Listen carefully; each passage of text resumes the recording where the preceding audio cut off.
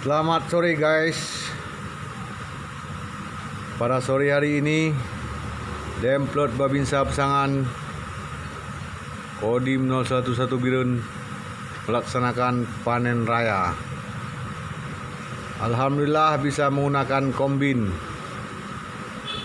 Dia mempercepat panen dan mengurangi biaya apabila menggunakan manual. Ingin irit biaya, usahakan menggunakan kombin. Beginilah panen kami.